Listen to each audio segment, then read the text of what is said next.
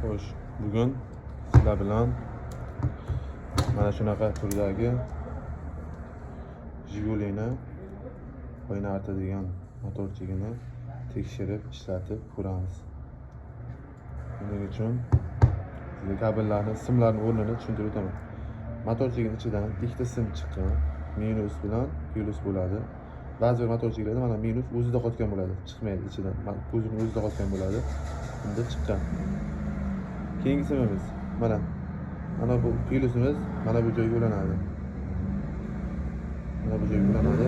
Mana bu simimiz bo'lsa, bu simimiz gitaradan kelayotgan ikkinchi simimiz bo'ladi, ikkinchi apparat simimiz bo'ladi.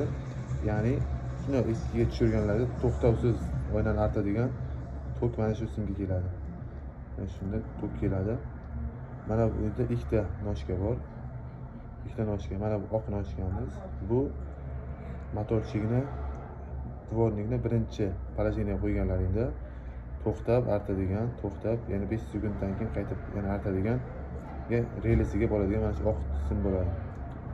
Orqasidagi mana ko'k sim bo'lsa, havorang sim, bu через zamok bo'ladi. Zamok ochganlaringda bunga tok kelib turadi har doim.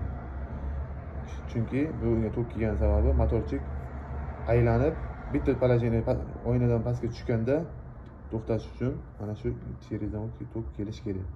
Mana bu qora sim bo'lsa, bu motorchining minusi bo'ladi. Motorchining minusi mana. Bunga doimiy minus ulanadi massasi. Buni ishlatib tekshirib ko'ramiz.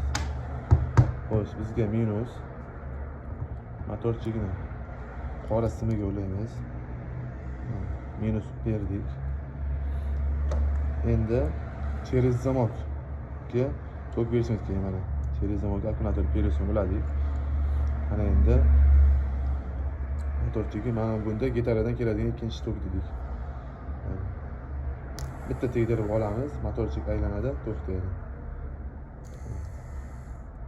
Ya'ni sizlar bitta gitarani shundoq qo'shib o'chirganlaringizda motorchik o'zi pastga oyna cho'tka pastga tushgandan keyin to'xtaydi.